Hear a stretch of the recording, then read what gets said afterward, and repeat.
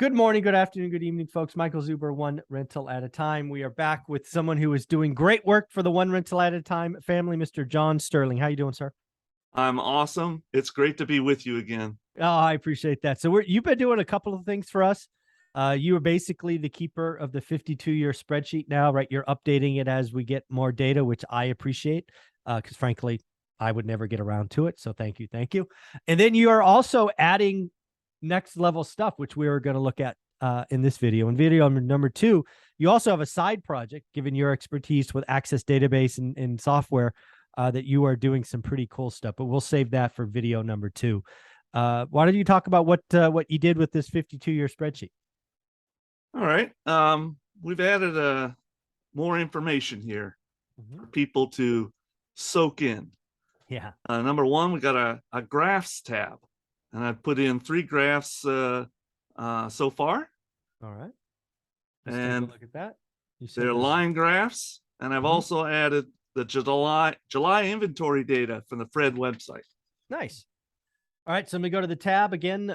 So again, you've sourced this out of the 52-year spreadsheet, just so if people haven't seen this before, it goes all the way back to 1970. We do highlight our data sources. So if you'd like to, you don't argue with us, you argue with these data sources. You've highlighted different recession periods, highs and lows. We've broken out decades. You have the inventory number, all right, which you just updated for July. That's very cool. These are single family homes, obviously. Then there's the graph. So, okay. So the first graph is median home price. For all 52 years. That's pretty amazing. You definitely see, you see the 08 bubble in there. Again, these are national median home prices. Right. And then you see, what was this? So this was 2021. Okay, got it. Yeah. So we can add 2022 data once 2022 finishes up. Yes. All right. And then we go to transactions. Oh, this is a good one. Oh, plus new home sales. I like the tweak. Let's see what this is. So this is 6, right? Yeah, 6-1. And then this is like 6. Oh, 7. So yeah, there you go. 6-1 plus 7. Yeah, there's your 6-8, 6-9. Yep, that'd be 6-9. 6.9 million homes sold last year. What was it at the peak? What year was this? Oh, 2005. 7 million.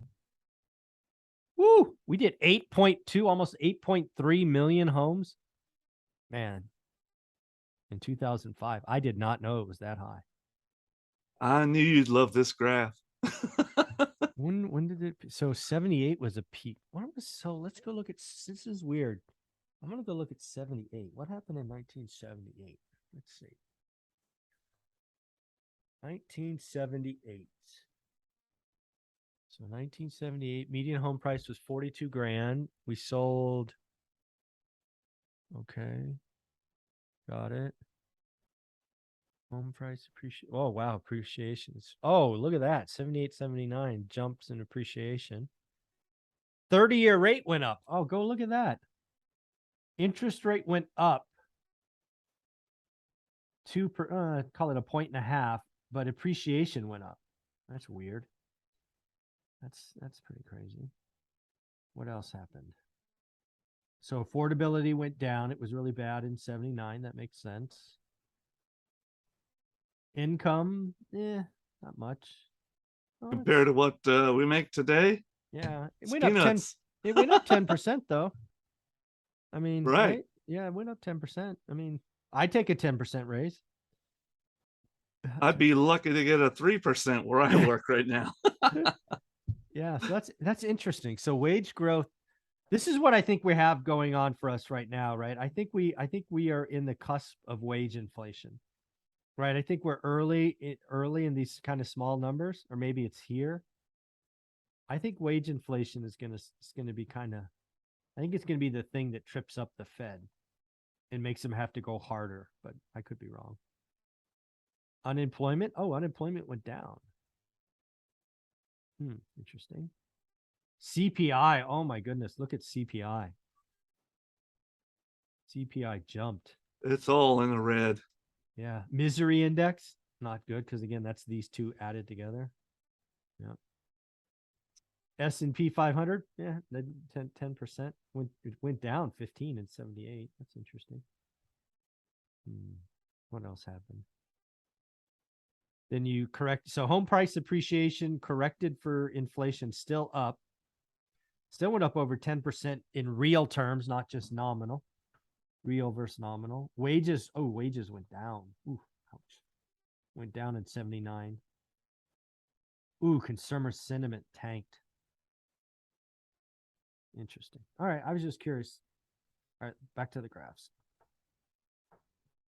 So that was 79. Okay. What other? So what happened?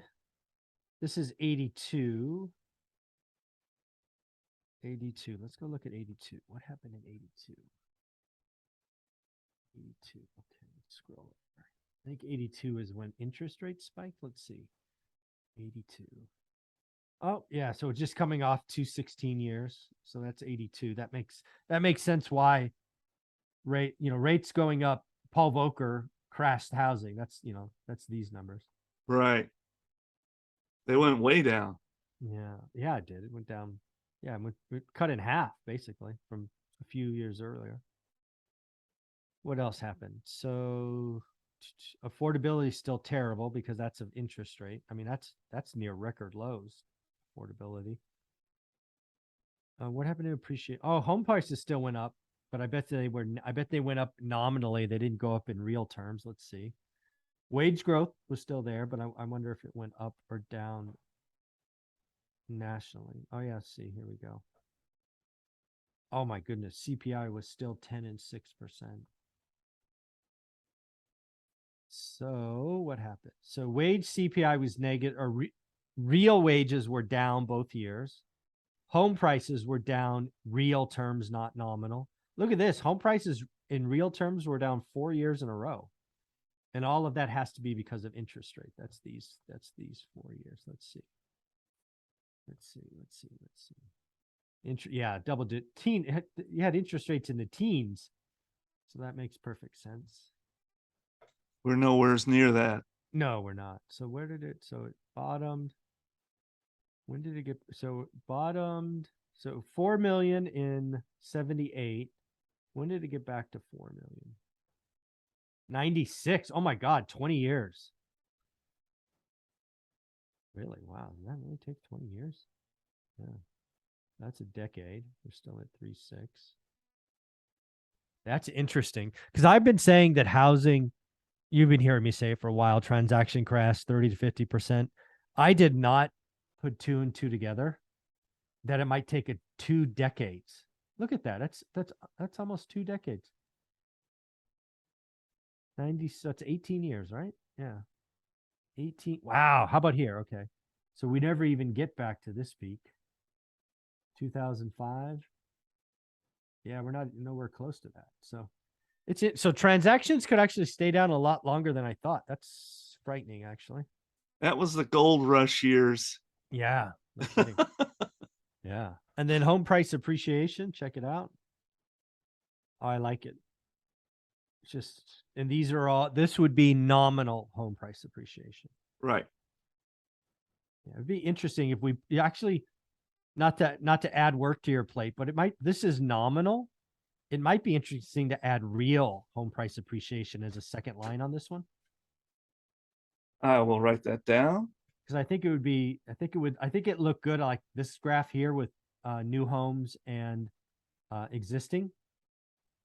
I think this chart with nominal home price appreciation and real home price appreciation would be interesting. And then if I could add one more thing, we should do nominal wages and real wages in a fourth chart.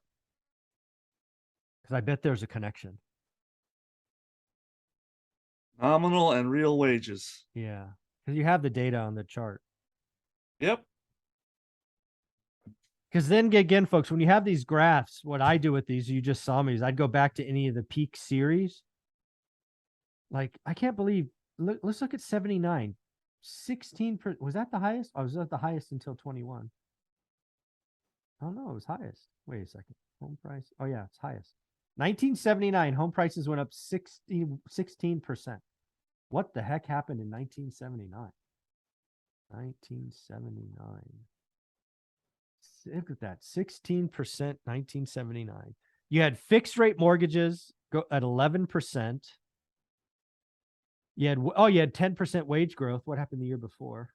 Oh yeah, It makes better affordability. exactly. This is what I think's coming.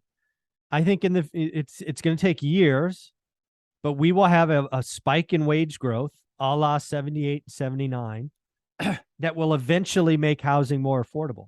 You can affordability is a very simple equation that has three unique factors: price, interest rate, and wages. All three of those factors work together and against each other to drive affordability. And everybody wants to talk price. Some people talk rate. I'm like, dude, there's this third sneaky thing called wages. And I think you're seeing it in 1978 and 79. I didn't even know that. I mean, you had, what is this, 20-some%? 27% in 3 years. I mean, that's like you made 10 grand and then you made 12.5 or 12.7, or you made 100 grand, then you made $1.25. So I think we have, again, maybe it's a hope. My crystal ball is broken as others, but it's very interesting to see 79 with the highest appreciation on record. Look at this, 4 years of over 7%. People who bought rentals back then made a killing. Oh yeah, if you bought in the 70s, you made a killing, as long as it was 30-year fixed rate debt, because these interest rates would kill you. Yeah, so this is very interesting. I love these graphs. I think those others would be interesting. You did add inventory data, right, for July? Yes, another 100,000 plus. Yeah, where did we bought him? We bought him at 376. So it's that? Slowly coming back. It's not quick. So that's a double. We doubled in 5 months. 376, 774. Yeah, almost a double. Yeah, but nowhere's near. Nowhere pre-pandemic. Yeah, I mean, the pandemic starts March of 20, right? So even if you go back to January 20, that's 1 million. The other thing with inventory, since you have it here, I think it falls kind of August through the end of the year. Let's check. August, yeah, so it trends down. August trends down. Oh, here it goes up in September. What year is that? 18, and then it goes down. August goes down. So generally speaking, it goes down. So this is what I'm going to be watching, right? We may get a bump in August inventory. Actually, let's check July to August. So yeah, bump up, down, up. So it may bump up in August, kind of an even split. But I think in September, I think July or August might be peak inventory, which is, it's going to be hard to have a price crash if inventory is going down. Yeah. So it's going to be interesting. Anything else you want to talk about on this? That's the updates that I have for the 52-year spreadsheet for this round. That's awesome. I think those graphs are great. They're very visual. It allows me to look at a graph and then go peel apart the platform. I will put this new version in on Teachable. If people want to go get it, it's just in the bonus section. I will add it probably later today. John, thank you so much. You're very welcome. Take care.